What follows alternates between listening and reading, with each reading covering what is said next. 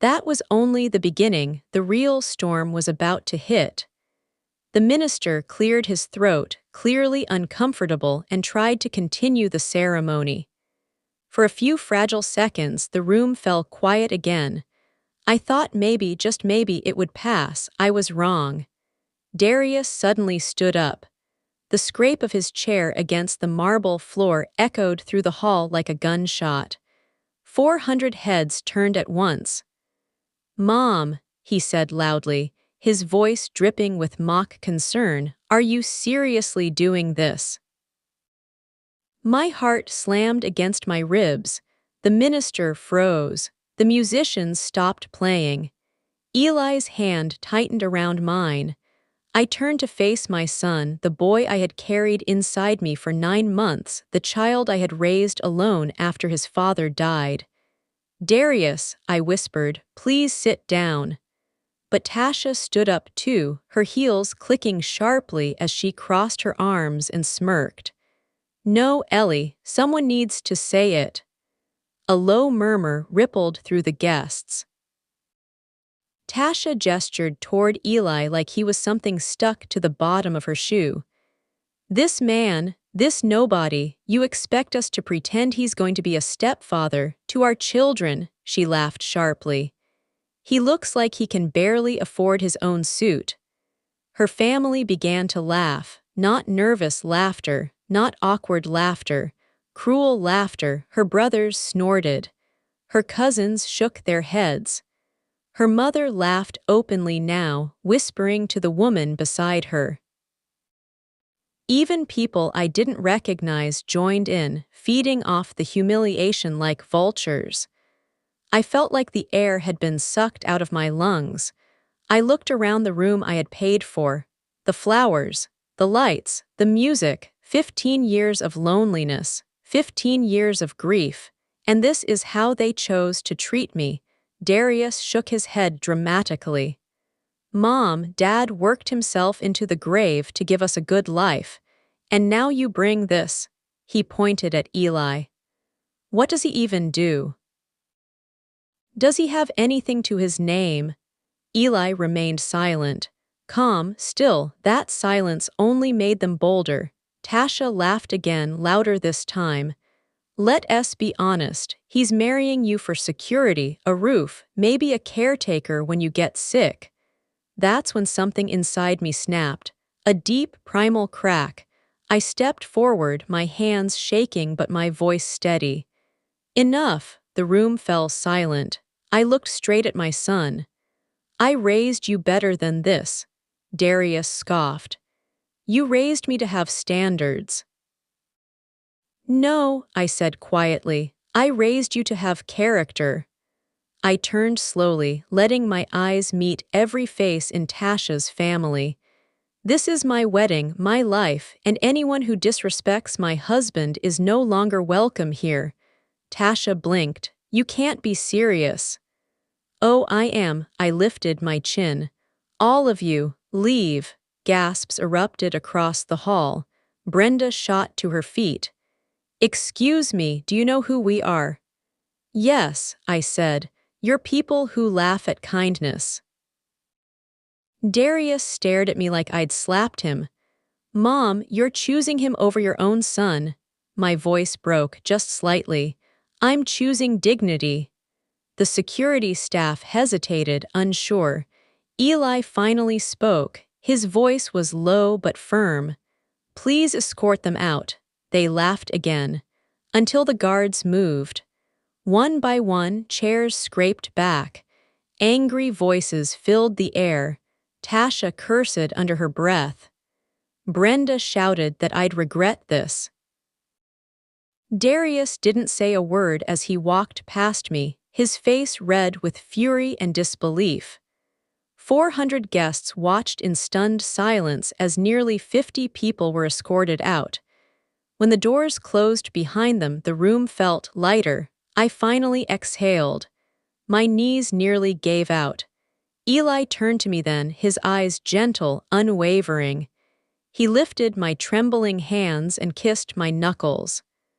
"Honey," he said softly, "I'm a billionaire." I blinked. Once, twice, I thought I had misheard him. He smiled faintly, but let me tell you how we really got here. We finished the ceremony in a daze, people whispered. The minister stumbled through his words. Applause followed, but it felt distant, like I was underwater. Later, after the guests moved to dinner, Eli led me to a quiet room behind the hall. He sat me down, took a deep breath, and began. I wasn't always poor, he said, and I wasn't always rich. He told me about his youth, how he grew up in foster homes, how he learned early that money changed people, how he built a logistics company from nothing, how he sold it quietly years ago for an amount so large it made headlines for one day before he vanished. I wanted to see the world without money, he said, to know who loved me for me. I stared at him, my heart pounding. Why didn't you tell me? Because I wanted to be chosen, he said simply. Not my bank account. Tears streamed down my face. That night, while my guests enjoyed dessert, Eli's assistant arrived. In a black suit with documents and keys, Eli stood and took my hand. I bought the building your son lives in, my breath caught. And the company he works for, it's a subsidiary of mine. I looked at him, stunned. Eli, I won't hurt them, he said gently. But I won't protect cruelty either. 3 weeks later, Darius called. His voice was shaking. He had been fired. The building he lived in was being renovated.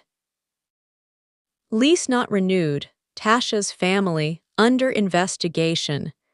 Their laughter had cost them everything, but Eli never celebrated. He just held my hand and said, "This is what happens when people mistake kindness for weakness." Now at 61, I wake up every day beside a man who sees me, who respects me, who never raises his voice. And my son, he's learning, slowly, painfully, but learning.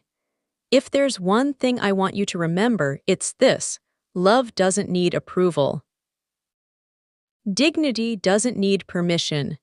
And sometimes the quietest person in the room is the most powerful one of all. The morning after my wedding felt strangely quiet. No congratulations calls, no cheerful messages, just silence. I sat at the edge of the bed in Eli's apartment, staring at my wedding ring as sunlight crept through the thin curtains. For the first time since the reception, the shock had worn off. What remained was something heavier: grief. Not for the people who laughed, but for the son I thought I had. Eli was already awake, standing in the small kitchen, making coffee the old-fashioned way. No machines, no assistants, just patience. He noticed my trembling hands and didn't say a word. He simply placed the mug in front of me and sat beside me. I didn't sleep, I admitted. I know, he replied softly. Neither did I. Around noon, my phone finally rang. Darius. I let it ring, again and again. On the fourth call, I answered. What do you want?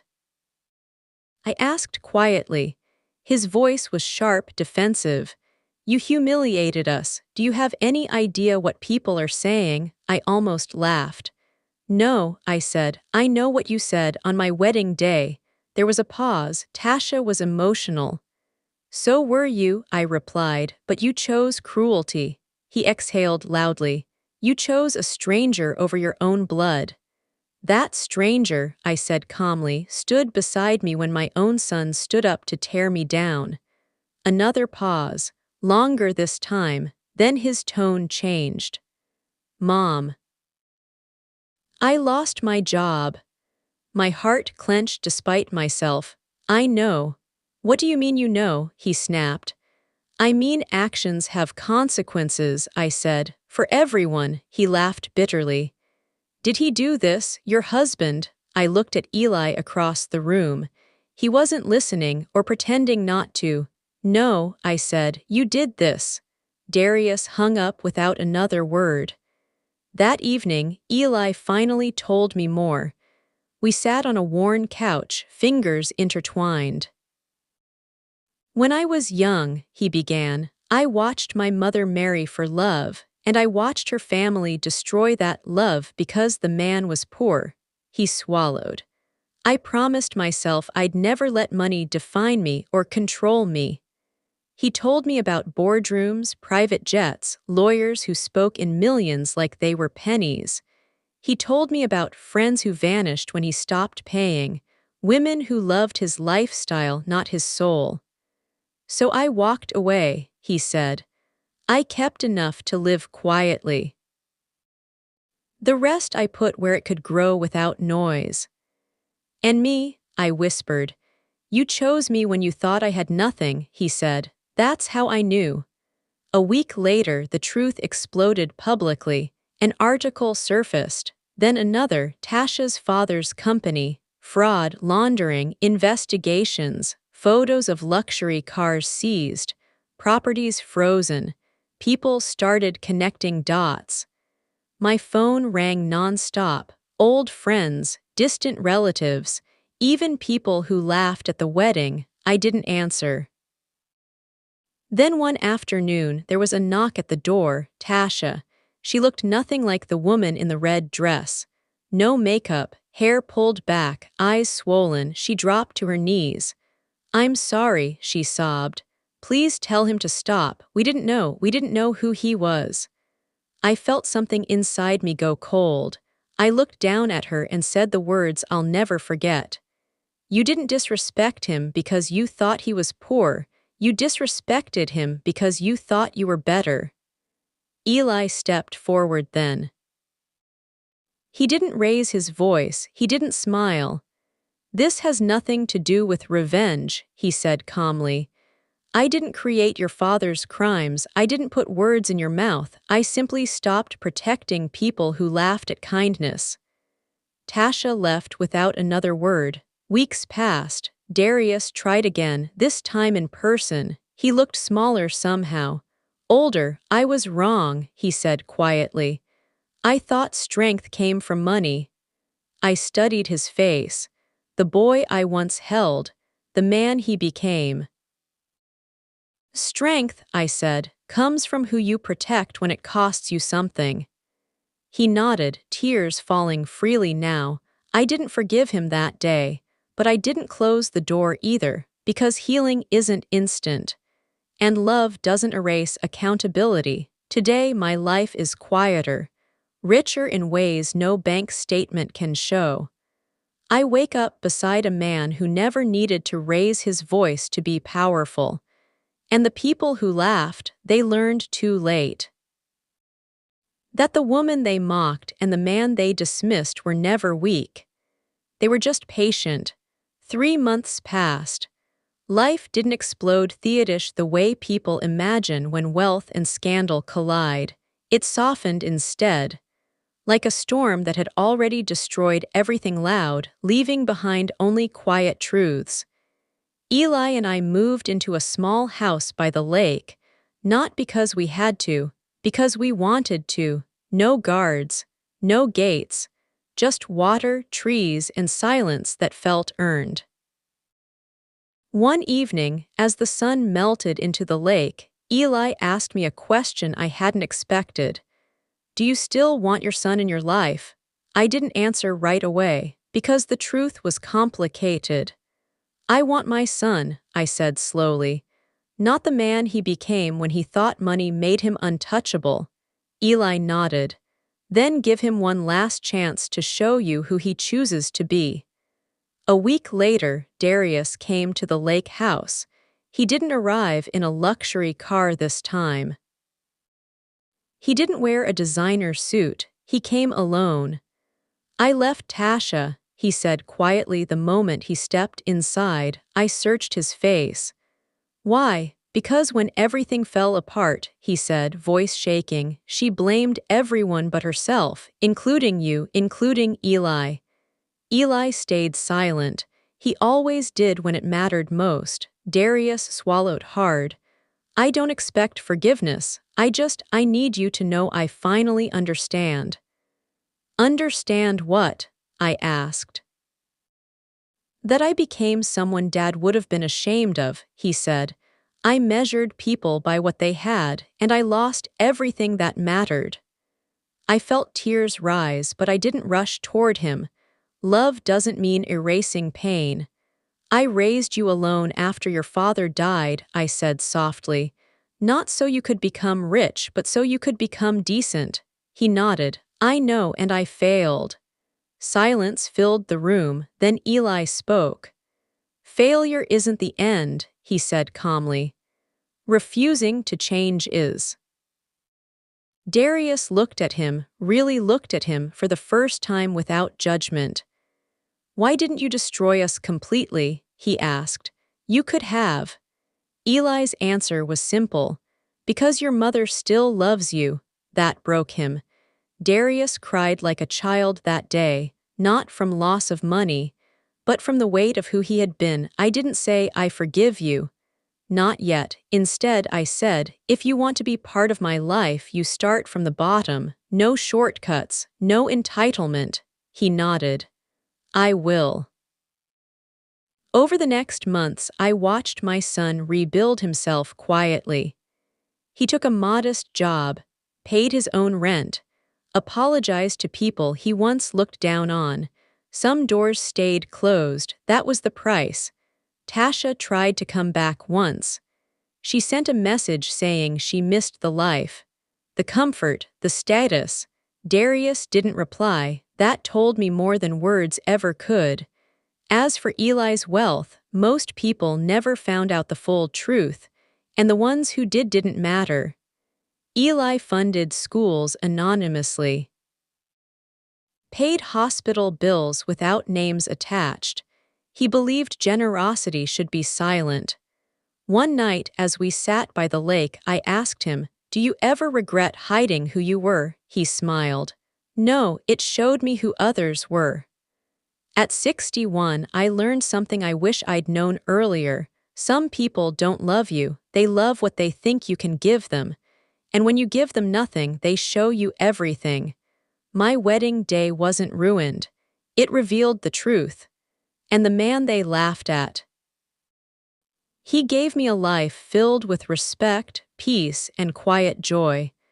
The kind of wealth that never makes headlines but lasts forever. If this story taught me anything, it's this: never mistake kindness for weakness. Never let blood excuse cruelty. And never underestimate the power of walking away with your dignity intact. Because in the end, that's what makes you truly rich.